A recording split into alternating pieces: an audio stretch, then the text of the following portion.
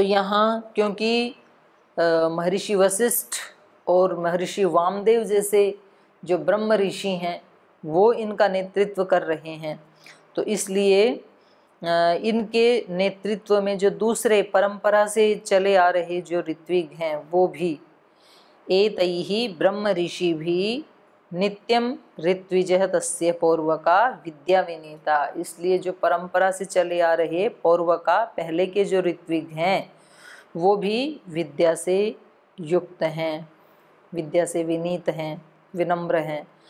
महात्मान है, वो भी महान आत्माएं हैं, उनका भी पूरा विकास हो रहा है। विद्या विनीता ह्रीमंतः, ह्री मतलब लज्जा, बुरा काम करने में लज्जा करने वाले, माने कुछ भी थोड़ा भी कुछ उल्टा पुल्टा करते हैं तो उनको अपने ऊपर लज्जा आती है, ऐसे लज्जाशील हैं।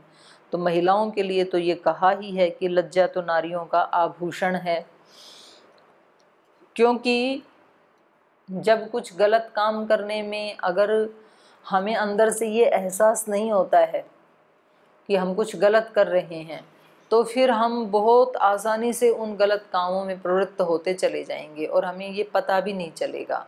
तो इसलिए शुरू शुरू में कोई गलत काम करते हैं तो आत्मा एक हिंट देती है, फिर ह्रीहि लज्जा, गलत काम करने में ना एक बार लज्जा आती है, और अगर वो लज्जा हमारे लिए बहुत अच्छी, वो भगवान का भेजा हुआ प्रसाद है, लेकिन अगर हमने उसको स्वीकार नहीं किया तो फिर थोड़े दिन के बाद तो वो आना ही बंद हो जाती है। जैसे कोई व्यक्ति शुरू में कभी सिगरेट पीना सीखता है या शराब पीना सीखता है तो शुरू में उसको बहुत लज्जा आती है और वो छिप करके कहीं थोड़ा बहुत पीता है कि कहीं कोई देख ना ले। फिर पीने के बाद भी उन व्यक्तियों के पास नहीं आता है जो उसके बड़े हैं, माता पिता गुरुजन या जिनका वो सम्मान कर, उनके पास नहीं आता है। उसको लगता है कि कहीं इनको स्मेल ना आ जाए, गंध ना आ जाए उसकी, तो उसकी आत्मा के अंदर एक लज्जा नाम का गुण पैदा होता है, उसको लज्जा आने लगती है। लेकिन जब वो उस लज्जा का सम्मान नहीं करता है, उस गुण का, उसको नेग्लेक्ट कर देता है, उसकी उपेक्षा कर देता है, तो फिर थोड़े दिन के बाद जब वो पीने लगता है तो लज्जा आती ही नहीं है। तो बोलते हैं ना कि भाई ये व्यक्ति तो अब बेशर्म हो गया, तो फिर वो अपने परिवार के सामने भी पीने लगता है, उनके सामने उल्टा सीधा बोलने भी लगता है। तो लज्जा आदमी के लिए बहुत बड़ा आभूषण है और वो भगवान का वरदान है। तो गलत काम करने में चाहे पुरुष हो या महिला हो तो उनको लज्जा आनी ही चाहिए। तो इसलिए ये मंत्रिमंडल के लोग जो हैं वो कैसे हैं, ह्रीमंतः, बुरा काम करने में लज्जा करने वाले हैं। और कुशलाः, कुशला नियतेन्द्रियाः, उनकी इंद्रियां नियत हैं, नियत माने इधर उधर नहीं जाती हैं, तो वो जितेंद्रिय हैं। नियत इंद्रिया, नियमन में हैं इंद्रियां जिसकी, तो जिसके नियमन में इंद्रियां रहती हैं वो उस व्यक्ति को कहा जाता है विजितेंद्रिय, जीत ली हैं इंद्रियां जिसने। कुशलाः, और जब इतने सारे गुण होंगे तो कार्य तो कुशलता से करेंगे ही। तो देखो मंत्रिमंडल का भी जो आध्यात्मिक जो उनका चरित्र वाला जो पक्ष है, आध्यात्मिक पक्ष, वो कितना ऊंचा है कि इंद्रियां उनके वश में हैं, जितेंद्रिय। ये तो बहुत बड़ी सिद्धि है, योग दर्शन में बहुत बड़ी साधना करने के बाद इंद्रिय जय और भूत जय की सिद्धि मिलती है।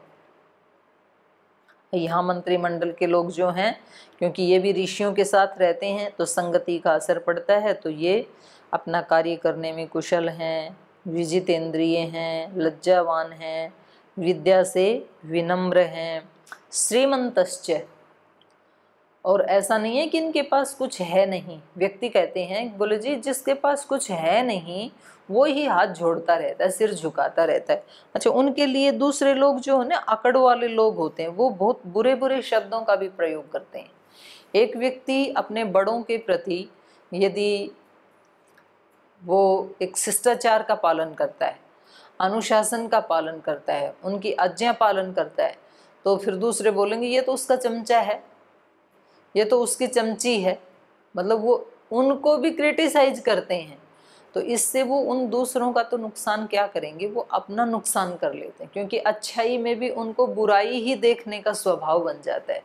वो ये नहीं सोचते कभी कि चलो हम तो ऐसा नहीं कर पा रहे हैं, पर कम से कम ये तो कर रहा है, देखो कितनी अच्छी बात है, तो ऐसा हमारे अंदर भी ये गुण आए तो बहुत अच्छा है। तो ऐसा यदि वो सोचें तब तो वो अच्छे बन ही जाएंगे, ऐसा सोचेंगे तो। लेकिन वो उसको भी उल्टा ही सोचते हैं। तो यहाँ किसी के पास कुछ ना हो, यूँ कहेंगे कि हमारे पास तो, इनके पास है ही क्या, इसलिए ये इनका चमचा बना हुआ है। हम तो विद्वान हैं, तो हम तो झुकते नहीं है किसी के सामने। विद्वान हो तो थोड़े ज़्यादा झुको, क्योंकि विद्या तो झुकाती है। तो बोले हम तो धनवान हैं, हम तो विद्वान हैं, तो हम क्यों झुके इनके सामने, ये तो ऐसे ही भिखमंगे हैं, इसलिए ये इनके सामने इनके चमचे बने रहते हैं, इनके सामने पूंछ हिलाते रहते हैं, पता नहीं क्या क्या ऐसे ऐसे शब्दों का प्रयोग करते हैं। तो ये जो ऊपर बताए मंत्रिमंडल के लोग, ये विनम्र हैं, लज्जाशील हैं, कुशल हैं, विजितेंद्रिय हैं, पर इसका मतलब ये नहीं है कि ये दरिद्र हैं इसलिए ये विनम्रता दिखाते हैं, नहीं। श्रीमंतः, इनके पास सब प्रकार के ऐश्वर्य है, श्रीमंत हैं ये, श्री से संपन्न हैं। श्रीमंतः प्रणिहिताः, और प्रणिहिता मतलब सावधान रहते हैं, कभी भी ये ऐसे गफलत में काम नहीं करते हैं, अलर्ट रहते हैं। प्रणिहिता यथा वचनकारिणः, और ये तो इनके मतलब इनके खानदान में तो है ही ये बात। रघुकुल रीति सदा चली आई, जान जाए पर वचन ना जाए। एक बार जो वाणी से बोल दिया, देखो ये बहुत बड़ी चीज होती है। व्यक्ति कोई वचन देता है किसी को और फिर उसके जाते ही बोले देखा मैंने कैसा बुद्धू बना दिया, अब मैं इसका काम करने वाला थोड़ी हूँ, ये इतना बेवकूफ़ है, सुन के चला गया, इसको लगता है कि मैं ऐसे कर ही दूंगा। तो बोले ऐसे तो पता नहीं इसके जितने कितने आते हैं सुबह से शाम तक, तो हमें तो ये सब मक्खन लगाना ही होता है। तो व्यक्ति खुश होता है ऐसा कह के, झूठ बोल करके, और किसी दूसरे के सामने अपने उसको बताना चाहता है, लेकिन वास्तव में भैया आपने उस व्यक्ति का नुकसान नहीं किया, आपने तो अपने आप का ही नुकसान कर दिया। आपने उसको बुद्धू नहीं बनाया, अपने आप को बुद्धू बना लिया। आप हो बुद्धू, वो नहीं है, उसका नुकसान नहीं होगा। या तो किसी को वचन दो मत आप, और यदि वचन दिया है तो फिर अपनी जान दे करके भी उसको पूरा करो, वरना एक दो बार तो आप ऐसा कर देंगे, लेकिन कुछ दिनों में, कुछ महीनों में, कुछ वर्षों में लोग जान जाएंगे आपके स्वभाव को कि ये व्यक्ति केवल बोलता है, ये करता वर्ता नहीं है कुछ भी। तो इससे फिर आपकी विश्वसनीयता चली जाएगी, और ये उस व्यक्ति का इतना बड़ा लॉस है। जिस व्यक्ति के ऊपर उसके घर परिवार के लोग, उसके मित्र, उसके समाज के लोग, उसकी सोसाइटी के लोग विश्वास नहीं करते हैं, बोले तो ऐसा ही है, ऐसे बोलता रहता है। तो जिस व्यक्ति के सामने आप ये बात कह रहे थे ना कि मैंने उसको बना दिया बुद्धू, तो इस व्यक्ति के सामने भी आपने अपनी वो छवि बता दी कि मैं ऐसा हूँ कि विश्वास के योग्य नहीं हूँ। यद्यपि ये आपका मित्र है और आप इसको बहुत खुश होकर बता रहे हैं, लेकिन आपने इसके सामने भी अपनी आत्मा का अवमूल्यन कर लिया। अब आगे कभी ऐसा कोई मौका आएगा जब आप अपने इस मित्र से कोई वादा करेंगे, तो जरूर इसके मन में एक बार वो क्लिक करेगा कि कहीं ये व्यक्ति उसकी तरह मुझे भी तो बुद्धू नहीं बना रहा है। विश्वास खोना बहुत बड़ी हानि है अगर कोई व्यक्ति समझे तो, और विश्वास बढ़ाना ये बहुत बड़ी संपत्ति है। आचार्य चाणक्य ने भी कहा है कि जान देकर के भी व्यक्ति को विश्वास की रक्षा करनी चाहिए, विश्वास नहीं तोड़ना चाहिए। तो हमने अगर एक बार किसी से कोई वादा किया है, किसी को कोई वचन दिया है, कोई सहायता करने का, कोई वस्तु देने का, कोई सेवा करने का, तो फिर कितने भी कष्ट क्यों ना आए उसको पूरा करने में, फिर अपनी जान देकर के भी उस विश्वास को तोड़ना नहीं है। अब हमारे शहीदों के सामने एक बार उन्होंने कहा कि भाई हमारा जीवन, ये वाला जीवन, ये भारत माता के चरणों में अर्पित है, एक बार ऐसा संकल्प लिया तो फिर कितने क्या क्या कष्ट नहीं आए उनके जीवन में, लेकिन उन्होंने कभी पीछे मुड़ के नहीं देखा। तो ये जो उनका नाम लेते ही लोगों के मन में एक विश्वास जग जाए। अगर लोगों को ये लगे कि भाई भगत सिंह ने अगर कोई बात कही है देश के बारे में, तो उसमें आंख मूंद के विश्वास कर लो। भाई पतंजलि का कोई प्रोडक्ट है, तो उसमें जांच करवाने की ज़रूरत नहीं है, आंख बंद करके विश्वास कर लो। और यही दिक्कत हो रही है, जिसका विश्वास हो जाता है तो फिर दूसरे लोग फिर उससे छिड़ने लगते हैं। तो फिर वो कहते हैं कि कैसे अविश्वास पैदा किया जाए।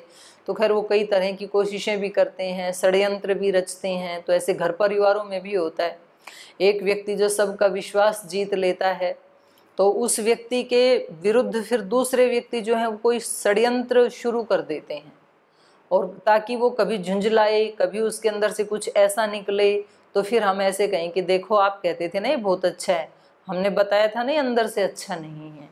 तो वो ऐसी ऐसी कोशिश करते हैं, मतलब उसको किसी दूसरे व्यक्ति के सामने हमेशा उसको इस रूप में पेश करेंगे, उसके छोटे से किसी दुर्गुण को इतना बढ़ा चढ़ा करके पेश करेंगे कि उस व्यक्ति की छवि उस बॉस की दृष्टि में डाउन हो जाए। लेकिन वास्तव में जो व्यक्ति चरित्र के धनी होते हैं तो वो कितने भी कष्ट आए, कितना भी कोई षड्यंत्र क्यों ना करे, लेकिन वो हमेशा अपने वचन की रक्षा करते हैं। तो यही बात इनके लिए कही जा रही है, ये बहुत बड़ी बात है। यथा वचनकारिणः, ये मंत्रिमंडल के लोग कैसे हैं, जैसा उन्होंने कह दिया वैसा ही करने वाले हैं। ऐसे नहीं है कि कहीं कुछ और, मतलब जो बोलते हैं ना गरजते हैं वो बरसते नहीं हैं, तो ऐसे नहीं होना चाहिए व्यक्ति को। तो ये हैं श्रीमंत महात्मानः, महात्मा है ये। शस्त्रज्ञः, शस्त्र को भी जानने वाले हैं, मतलब ऐसा नहीं है कि अध्यात्म में लगे हुए हैं और मंत्रिमंडल में शामिल हैं और केवल शास्त्र को जानने वाले हैं। शास्त्र को तो जानते ही हैं, ऋषि हैं तो, लेकिन शास्त्र के साथ साथ शस्त्र को भी जानने वाले हैं, शस्त्र को भी उठाने वाले हैं मौका आ जाए तो व्यक्ति के, हमारे तो जितने भी देवी देवता हैं उनकी यही विशेषता है, उनके एक हाथ में शास्त्र है और दूसरे हाथ में शस्त्र है। आप देखेंगे हमारी जो देवियां हैं, तो जैसे सरस्वती देवी है तो एक हाथ में तो वेद ले रखा है और दूसरे हाथ में तलवार ले रखी है। दुर्गा के भी ऐसे ही, तो एक तरफ शस्त्र है, एक तरफ ज्ञान है, दूसरी तरफ पराक्रम है। तो ऐसे ही डिजाइन किया हमारे देवी देवताओं को। तो ये जो मंत्रिमंडल के लोग हैं ये शास्त्र के वेत्ता तो हैं ही, शास्त्र को तो जानने वाले हैं ही, लेकिन शास्त्र के साथ साथ ये शस्त्रज्ञ हैं, शस्त्र चलाना भी जानते हैं। अगर समय पड़े तो ये शस्त्र चलाने में दृढ़ विक्रमाः, दृढ़ पराक्रम वाले हैं, ये सुदृढ़ पराक्रमी हैं ये। और कीर्तिमंतः, इनकी कीर्ति है, सुयश है। ऐसे जो व्यक्ति होंगे तो वो यशस्वी तो होंगे ही, कीर्ति तो बढ़ेगी उनकी। और जिसकी कीर्ति है वो कभी मरता नहीं है। कीर्तिर्यस्य स जीवति, ऐसे आता है। तो व्यक्ति को ऐसे कर्म करने चाहिए अपने दैनिक व्यवहार में, मतलब उसके लिए ऐसा नहीं है कि जी कभी युद्ध होगा तो फिर हम भी सैनिक बन जाएंगे, फिर हम भी भगत सिंह की तरह से फांसी पे चढ़ जाएंगे तब हम शहीद कहलाएंगे। युद्ध तो रोज हो रहा है। ये जो रोजाना का युद्ध है हमारे अंदर का और बाहर का, उसी में हमें ये पराक्रम दिखाने की आवश्यकता है। तो थोड़ा थोड़ा जब अभ्यास करते हैं तो उससे फिर व्यक्ति की एक छवि बनती, उसकी कीर्ति बनती। कीर्ति एक दिन में भी बन जाती है कभी कभी, लेकिन एक दिन में जो घटना घटित होती है उसका अभ्यास पिछले कई वर्षों से करना होता है। जैसे पिछले दिनों एक अपना जो देश का नौजवान जो पाकिस्तान में चला गया था, अभिनंदन, तो कितना देश ने उसका अभिनंदन किया, लेकिन उसने वो जो बहादुरी दिखाई वो कोई एक दिन में अचानक हो गया, ऐसे थोड़े ही है। तो कितने दिन से पता लगाया कि उसके परिवार के लोग भी उसी में आर्मी में ही काम करने वाले थे, फिर उनको जो संस्कार मिले रोजाना, तो उनकी वो बता रहे थे कि जब हम तो सुबह ब्रेकफास्ट के लिए वहाँ पर आके बैठते हैं डाइनिंग टेबल पे, तो हमारे घर परिवार में ऐसी ही चर्चा होती थी, हमने बचपन से वो ही सब सुना, राष्ट्रभक्ति की ही होती थी। फिर कितने दिन उन्होंने ये विमान आदि उड़ाने का, जो लड़ाकू विमान, उनकी प्रैक्टिस की, तब कहीं जा कर के वो एक दिन में मिला। तो ऐसे थोड़ी है कि ऐसे एकाएक किसी को कीर्ति मिल जाती है। तो ये सारे के सारे कैसे हैं? कीर्तिमंतः, कीर्ति वाले, यशस्वी हैं। एक एक दिन, एक एक घंटा, एक एक पल करके व्यक्ति का व्यक्तित्व बनता है। व्यर्थ नहीं जाती है कभी भी किसी की हुई कोई सेवा, उसका किया हुआ अच्छा व्यवहार लोग भूल जाते हैं। अच्छा, कुछ लोग तो अच्छा बनने के लिए ना, मतलब थोड़ी सी देर के लिए आकर के करना चाहते हैं कि चलो थोड़ी देर हम भी मंदिर में हो आते हैं, तो ताकि लोग हमें भी धर्मात्मा समझें। चलो थोड़ी देर हम भी सेवा कर देते हैं, तो ताकि हम भी सेवक की लिस्ट में चले जाएं। चलो अब सब लोग जो है दंडवत या साष्टांग प्रणाम कर रहे हैं, तो हम भी कर लेते हैं ताकि हम भी विनम्रता की श्रेणी में शामिल हो जाएं। लेकिन वो सबको पता होता है कौन दिखावा कर रहा है और किसके अंदर वो चीज़ें हैं। तो जो हमारे अंदर होती हैं वो चीज़ें ही हमारी कीर्ति को बढ़ाने में हमारी सहायता करती हैं। दिखावा कभी भी सहायता नहीं कर सकता है व्यक्ति की, और वो एक एक पल में बनती हैं। वो व्यक्ति का व्यक्तित्व प्रति पल बनता है, किस भाव से हम काम कर रहे हैं। तो इनके ये जो मंत्रिमंडल के जो ऋत्विग हैं ये बड़े यशस्वी हैं। कीर्तिमंतः प्रणीहिताः, और ये सावधान रहने वाले हैं। यथा वचनकारिणः, एक बार जो वचन दे दिया उसका पालन करने वाले हैं।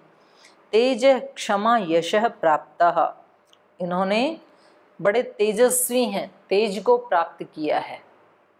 तेज का मतलब होता है जो हम आहार लेते हैं उससे 7 धातुएं बनती हैं, सबको मालूम है। और जो अंतिम धातु है उसका नाम है वीर्य या शुक्र, और उसका भी जब कोई क्षय नहीं करता है तो फिर 8वीं धातु बनती है ओज। और फिर ओज के बाद शरीर के एक एक रोम में जो दिखाई देता है उसको बोलते हैं तेज, तेजस्विता। तेज का मतलब होता है कि जो बात आप बोलें उसको सब लोग, हजारों लोग करने के लिए तैयार हो जाएं, उसका नाम है तेज। तेज का मतलब ये नहीं है कि ब्यूटी पार्लर में जाके कोई विशेष प्रकार की कोई ऐसी क्रीम आपने लगा ली और आपका चेहरा शाइन करने लगा, बोले बड़ा तेज है उसके चेहरे, उसको तेज नहीं कहा जा रहा है यहाँ शास्त्र में। यहाँ शास्त्र में तेज का मतलब है वो भी होता है, वो नेचुरल होता है, ये दिखावटी नहीं होता है जो महापुरुष होते हैं उनके।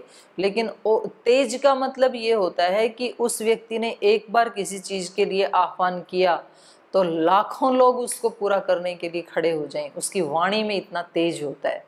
तो जैसे जो महापुरुष हैं, महर्षि दयानंद ने एक बार कोई आह्वान किया तो लाखों लोग उसको पूरा करने के लिए खड़े हो गए। महात्मा बुद्ध ने कोई आह्वान किया तो कितने लोग बुद्ध धर्म के प्रचार में लग गए। आज श्रद्धेय स्वामी जी महाराज कोई आह्वान करते हैं, योग के लिए आह्वान करते हैं, तो हजारों नहीं लाखों, 1 लाख योग कक्षाएं तो हमारी रोजाना चलती हैं। तो ये चलाने वाले कौन लोग हैं? कोई उनको सैलरी थोड़ी दी जाती है। तो उनके एक आह्वान के ऊपर आंदोलन किया रामलीला मैदान में, लाखों महिलाओं ने, पुरुषों ने, युवाओं ने उनके एक आह्वान पे अपने घर छोड़ छोड़ करके आ गए। तो इसको बोलते हैं तेज। और ये तेज आता है जब बहुत कोई व्यक्ति संयमी होता है, उसने अहिंसा, सत्यस्तेय, ब्रह्मचर्य आदि का पालन किया हुआ होता है, जो अपने प्रतिपल का जो जीवन है उसको बड़े संयम से जीता है, तो उस व्यक्ति की बात को कोई टाल नहीं सकता है। उस व्यक्ति की वाणी में ओज होता है, तो बोलते हैं ना ओजस्वी वाणी। फिर उससे भी बढ़ के होती है तेजस्वी वाणी। तो हमने भी जब ये क्लास शुरू की तो हमने एक मंत्र बोला, तेजस्विनावधीतमस्तु। हमारा पढ़ना या किसी को पढ़ाना वो कैसा होना चाहिए? तेजस्वी। तेजस्वी मतलब जो पढ़ रहे हैं इससे कुछ जीवन में परिवर्तन आना चाहिए। ऐसा नहीं कि बस ठीक है बोलना था, आधा घंटा रिकॉर्डिंग करनी थी, या ये सिलेबस में था, ये पढ़ाना था इसलिए हमने पढ़ा दिया, और आपने भी इसलिए सुन लिया कि चलो और उल्टी सीधी चीज़ें या गाने सुनने से अच्छा तो है कि रामायण की चर्चा सुन लेते हैं।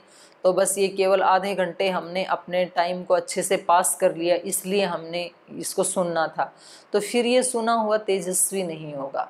तेजस्वी का मतलब है ये भगवान ने मेरे लिए भेजा है और मुझे वैसा बनाने के लिए भेजा है। ये जो सुनाया जा रहा है ये केवल उनके लिए ताली बजाने के लिए नहीं सुनाया जा रहा है, हमें ऐसा बनना है इसलिए सुनाया जा रहा है। तो फिर ये पढ़ा पढ़ाया तेजस्वी हो जाता है।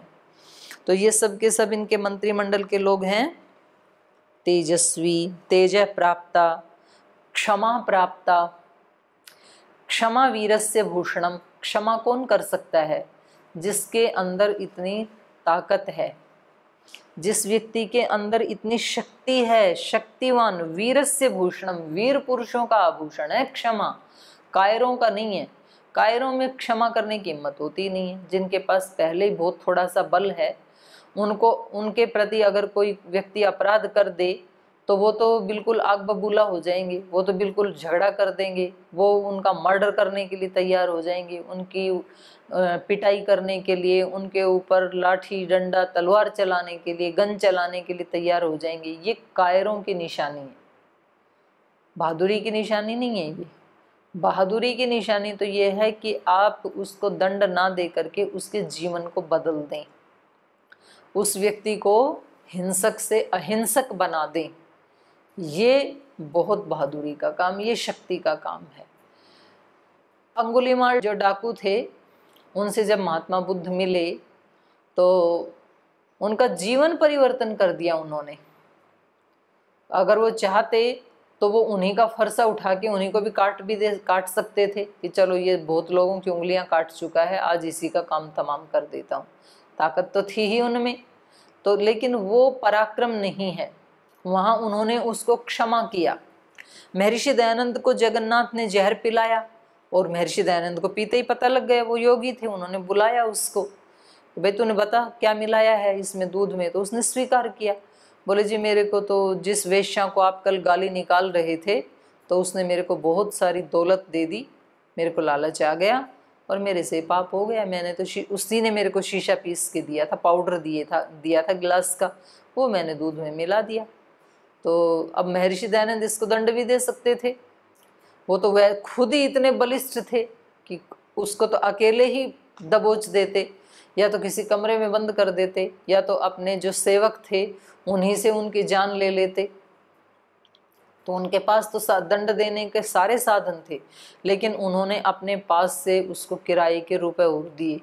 बोले ये किराए के पैसे हैं और तू जल्दी से यहाँ से खिसक जा, निकल जा यहाँ से, अगर किसी को पता लग गया तो लोग तुझे जिंदा नहीं छोड़ेंगे। इसको बोलते हैं क्षमा। तो क्षमा वीरस्य भूषणम। तो ये कैसे हैं? क्षमाशील भी हैं, क्षमा प्राप्तः। बलवान व्यक्ति ही, तेजस्वी व्यक्ति ही किसी को क्षमा कर सकता है, वरना तो व्यक्ति अपने आप को भी क्षमा नहीं करता है और दूसरे को भी नहीं करता है। अपने से जो भूलें हुई उसके लिए हमेशा पश्चाताप करता रहता है, डिप्रेशन में रहता है, मैं ऐसा हूँ, मैं ऐसा हूँ, मैं ऐसा हूँ, मैं नीच हूँ, मैं पापी हूँ, मैं दुष्ट, पता नहीं क्या क्या। तो सारी नेगेटिव वाइब्रेशंस इकट्ठी करता रहता है। एक बार तो जो दुष्टता की वो तो की, फिर रोजाना भी उसको याद कर करके इकट्ठी करता रहता है, तो उबार नहीं पाता अपने आप को और दूसरों को भी क्षमा नहीं करता है, क्योंकि अब नेगेटिव देखने की दृष्टि बन गई, इसलिए इसको कहीं पॉजिटिव दिखता ही नहीं है। तो कुछ लोगों को मैंने देखा, वो कहीं भी चले जाएं वो छोटी छोटी चीज़ों की त्रुटि देखते हैं। मतलब जैसे एक गुरुकुल से दूसरे गुरुकुल में गए तो वहाँ जा कर के यहाँ के बच्चे ऐसे कर रहे हैं, अब वो देखो वो पाठ सुनाने की बजाय बातें कर रहे हैं, अभी वो व्यायाम करने की बजाय ऐसे निठल्ले बैठे। मतलब कहीं ना कहीं मैं ऐसे देखती हूँ, देखो इस व्यक्ति की दृष्टि देखो, ये क्या देख रहे हैं यहाँ पर। तो वो फिर हमें नेगेटिव चीज़ें इकट्ठी करने का हमारा स्वभाव बन जाता है, हमारी दृष्टि बन जाती है फिर। तो फिर हम उन दूसरे लोगों को क्षमा नहीं कर सकते। एक माँ क्षमा कर सकती है जैसे अपने बच्चे को, तो ऐसे थोड़ी है कि वो उसके दोष ठीक नहीं करती है, ठीक तो करती है लेकिन क्षमा पूर्वक करती है। तो क्षमा का अर्थ कोई ये बिल्कुल ना लगाए कि जी हम अगर ऐसे क्षमा करते रहे तो अपराधियों के तो अपराध बढ़ते ही चले जाएंगे, फिर जो दुष्ट है उसको तो दंड देना चाहिए ना। उसको यदि हम क्षमा करते रहें तो ये सारा गड़बड़ हो जाएगा। तो मैं उसके लिए नहीं कह रही हूँ कि आप उसको दंड ना दें, आप उसको दंड दें लेकिन ऐसे ही दें जैसे माँ देती है। सुधार तो करना है लेकिन सुधार ऐसे करना है जैसे माँ करती है। तो माँ बच्चे की पिटाई भी करती है, माँ बच्चे को डांटती भी है, उसकी गलत आदतें हैं उनको छुड़वाती भी है, लेकिन अंदर से अत्यंत प्रेम की स्थिति में भी होती है। अब कोई पूछे, बोल जी कोई सीमा के ऊपर कोई आतंकवादी आए और यदि हमारे देश वाला सैनिक उसको क्षमा कर दे और आप उसको कहो कि वो तो बड़ा पराक्रमी है जो उसको क्षमा कर दिया, तो सारा तो देश ही तबाह हो जाएगा। तो मैं उस क्षमाशीलता की बात नहीं कर रही हूँ। और अगर देशों में भी, परस्पर देशों में भी ऐसी अंडरस्टैंडिंग बने कि भाई हम एक दूसरे को नुकसान ना पहुँचाएं बल्कि एक दूसरे की सहायता करें, तो 4 दिन का जीवन है, पृथ्वी तो भगवान की है। और ये जो बाउंड्री हमने बना ली है, ये मेरा देश तेरा देश, ये तो हमने बना ली हैं, तो ठीक है हमने बना ली तो भी कोई बात नहीं, हम इधर खूब प्रोग्रेस करेंगे, आप इधर करो, तो वो भी बहुत अच्छा है। लेकिन अपने कर्तव्य का पालन करते हुए उस व्यक्ति के प्रति उसके मन में कोई वैमनस्य नहीं होना चाहिए। जब एक सैनिक, जब कोई एक सिपाही जिसकी ड्यूटी है सीमा के ऊपर और वो किसी आतंकवादी को मार रहा है, तो उसके मन में उस व्यक्ति के प्रति कोई वैमनस्य नहीं है, बल्कि उस व्यक्ति का वो जो बुरा काम है, जो उसका बुरा आचरण है, और क्योंकि इसकी तो ड्यूटी है, ये अपने देश की, देशभक्ति की इसने शपथ ली है, रक्षा कर रहा है, तो ये तो अपने कर्तव्य का पालन कर रहा है। तो क्षमा का भी कई बार ना हम उल्टा अर्थ निकाल लेते हैं कि जी क्षमा करेंगे तो सब कुछ बिगड़ जाएगा। नहीं, क्षमा तो बहुत ऊंची चीज है। क्षमा करके आप सुधार सकते हैं, अगर आप उसको चेंज कर सकते हैं तो उसका नाम है क्षमा। अब जैसे क्षमा डॉक्टर करते हैं रोगी को, अगर रोगी के आते ही डॉक्टर नाराज होने लगे कि सब उल्टा पुल्टा जीवन जीते रहे, अब हमारे पास आ गई तो अब मरो यहाँ पर, तो ये तो फिर ठीक नहीं है। तो डॉक्टर क्या करता है, डॉक्टर उसके पीछे के किए हुए अपराधों को स्वीकार करते हुए अब आगे उसका इलाज कैसे करना है, उसको कैसे चेंज करना है, तो पहले उसको ठीक करता है, फिर उसके बाद बताता है कि भाई आगे से अब बीड़ी सिगरेट शराब मत पीना क्योंकि तुम्हारे फेफड़े गल चुके हैं। तो फिर वो व्यक्ति मानता भी है।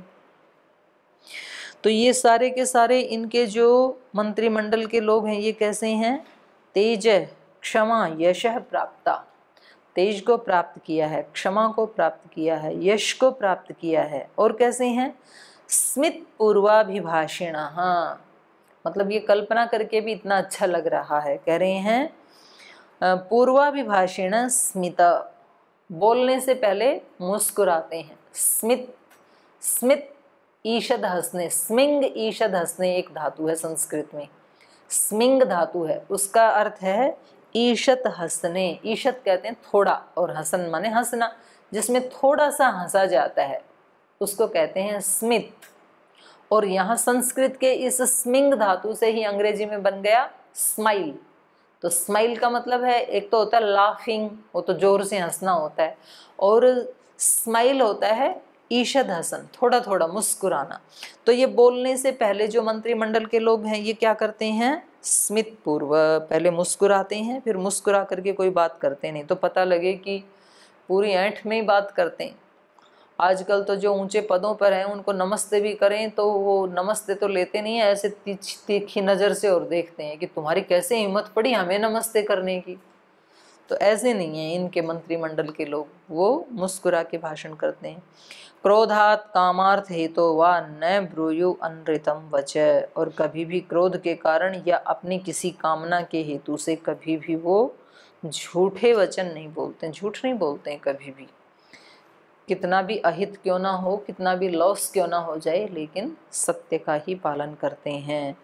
तो जैसे ये मंत्रिमंडल के लोग हैं तो ये राजा की स्थिति को भी दिखा रहे हैं, क्योंकि इनका नेतृत्व करने वाला भी जरूर कोई बहुत अच्छा धर्मात्मा होगा, इसीलिए ये एक ऐसा इन्वायरमेंट बना हुआ है। तो इसको शेष चर्चा को हम कल करेंगे, आज यही पाठ को विराम देते हैं।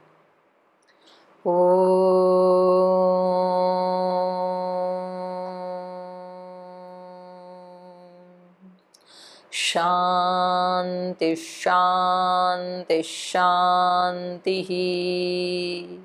श्री गुरुभ्यो नमः।